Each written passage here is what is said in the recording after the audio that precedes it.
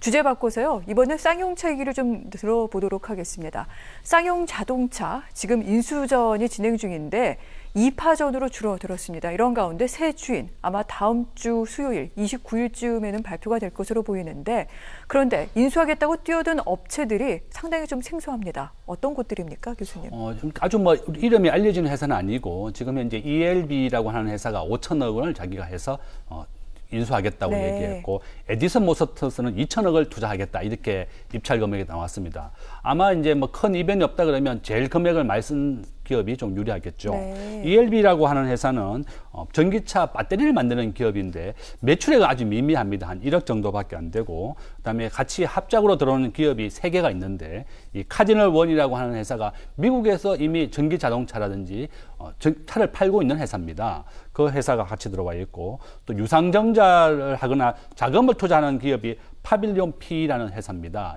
3개의 기업이 들어왔다. 그 다음에 경쟁업체로 들어온 업체가 에디슨 모터스는 전기 자동차를 한 900억 정도로 매출이 이미 발생하고 있습니다. 우리나라의 기업인데. 그래서 결론은 ELB가 큰 이변이 없다 그러면 좀 가능성이 좀 높고 쌍용 자동차는 지금 현재 직원은 5,000명 정도 되고요. 지금 현재 적자 지속입니다. 쌍용 자동차가 보면 과거에 쌍용 그룹이 운영하다가 대우자동차, 그 다음에 중국의 상하이 자동차, 지금 인도에 있는 마힌드라가 이거 지금 대주주입니다. 전체 지분의 한 80%를 가지고 있는데 인도의 마힌드라가 굉장히 지금 어려운 상황이어서 투자를 못 해주고 있거든요. 그래서 지금 새로운 주인을 찾고 있다.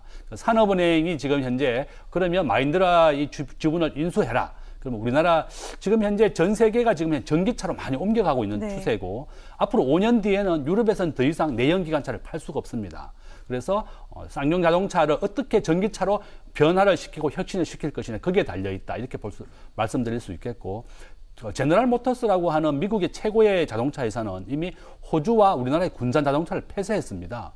흑자가 나고 있음에도 불구하고 내연기관으로서는 더 이상 성장성이 없다고 해서 전기차로 바꾸고 있거든요. 그래서 결론은 쌍용 자동차를 인수해서 전기차에 대해로 변신을 시키고 대규모의 투자를 할 수 있는 기업을 찾는 것이 제일 핵심적이다. 이렇게 볼 수 있습니다. 그렇군요. 평론가님께 좀 어려운 질문인데 어느 쪽이 되는 게 쌍용차로서는 나을까요? 전기차 등등 해결해야 될 문제들이 많은데. 글쎄요, 어느 쪽이 될지는 제가 생각하기에는 인수금액을 높게 써는 쪽이 아무래도 가능성이 좀 있다라고 봐야 되겠죠. 하지만 그 전에 먼저 생각해야 될 거는 과연 어떤 지금 인수업체가 나서서 쌍용 자동차를 갖다가 회생시킬 수 있을 것인가에 좀 주안점을 둬야 될 것 같아요. 가령 지금 이 두 회사들은 우리들이 알게 교수님이 설명하기 굉장히 생소한 회사들입니다. 어떻게 보게 되면 새우가 고래를 삼키는 격이 될 수밖에 없는 건데요. 단순히 그 인수금액만 가지고는 쌍용차를 갖다가 살릴 수가 없어요. 지금 인수금액이라든지 운영자금이라든지 아니면 개발자금 포함하면 최소한 1조 5천억 정도가 투자가 되어 있는데 기존에 여기에는 대부분 다 사모펀드들을 끼고 있습니다. 근데 사모펀드의 행태들이라는 게 제가 이렇게 일방적으로 얘기해서는 좀 무리가 있을 것 같지만은 사실은 기업을 헐값에 인수를 해서 인적 구조조정 거친 다음에 다시 되팔고 이익을 남기고 가면은 그게 재무적 투자로서는 가장 좋은 그거니까. 그 다음에 두 번째를 이렇게 인수해 놓고 이제 심지어는 좀 거친 표현이지만 인수했으니까 배째라. 정부에서 좀 도와줘야 되는 거고, 그 다음에 국채은행이 좀 나서서 좀 운영자금을 좀 대줘야 되는 거 아니냐는 형식으로, 이런 식으로 버틸 가능성도 있는 거고요. 가장 큰 우려는 거기에 지금 쌍용 자동차의 기존 임직원들의 어떤 고용 유지, 이런 것들, 그리고 그런 것들을 누가 진짜로 할 수 있는가를 갖다가 좀 판단을 해서 결정을 내려줬으면 좋겠습니다. 그렇군요. 여러 가지 해결해야 될 문제가 어떤 것들이 있는지까지 함께 짚어주셨는데 새로운 사업자가 정해지게 될 경우 어떤 부분들을 더 해결해야 될지 이 부분 교수님 끝으로 좀 말씀해 주시죠. 지금 이제 제일 중요한 것은 자금 여력을 가지고 투자를 하는 겁니다. 보통 앞에서 말씀드린 것처럼 전기자동차는 10,000개 이상의 부품이 필요하고 지금 평택시를 먹여 살리는 것이 쌍용 자동차라고 할 수 있죠. 그러니까 관련된 기업이 수백 개, 수천 개가 지금 쌍용 때문에 어려운 상황에 놓여 있습니다. 그 다음에 두 번째는 쌍용 자동차가 원래 한 200대 정도를 전기차로 수출했습니다. 그러니까 쌍용 자동차가 이 전기차로 좀 확실하게 변신을 해야 되겠다. 지금 현재 전 세계 모든 자동차 기업들이 지금 전기차로 변신하고 있거든요. 앞에서 말씀드린 것처럼 GM이나 포드라든지 전부 다 전기차가 대세고 더 이상 유럽에서는 5년 뒤에는 더 이상 전기차를 탈 수가 없고 이미 스웨덴은 100% 전기차입니다.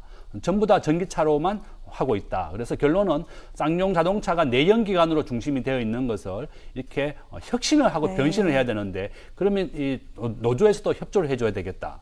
쌍용 자동차의 전체 직원이 5,000명이나 되고 지금 누적 적자가 한 1조 5천억 정도 되거든요. 그러니까 최소한 1조 5천억 이상의 자금을 투자해야 되겠고 또 쌍용 그룹을 봐서는 좋은 점은 지금 자산 가치가 1조가 넘습니다. 그래서 쌍용 자동차의 전체 부지 한 1조 원 정도로 옮기는 것이 지금 관건이거든요. 그러니까 이미 현재 쌍용 자동차 자체의 자산은 거의 없는 상황이고 땅 부지만 남아 있고 지금 현재 85만 평을 매각을 해서 한 1.5조 정도를 마련하는 대안이 나와 있거든요. 그래서 결론은 쌍용 자동차가 전기차로 확실하게 변신을 할 수 있고 또 기술력이라든지 이런 자금 조달력을 해서 쌍용차를 변신시켜야 되겠다.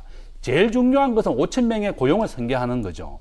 지금 가장 중요한 것은 또 고용 설계가 달려있기 때문에 이 두 개의 기업 다 고용을 다 100% 설계를 하고 쌍용 자동차를 전기 자동차로 변신시키겠다고 약속을 했거든요. 그래서 이번 달 29일 날 확정 발표가 납니다. 그래서 제일 중요한 것은 자금 여력과 투자, 그다음에 기술에 대해서 얼마나 자기들이 의지를 가지고 있느냐 여기에 달려있다. 이렇게 볼 수 있죠. 그렇군요. 상당히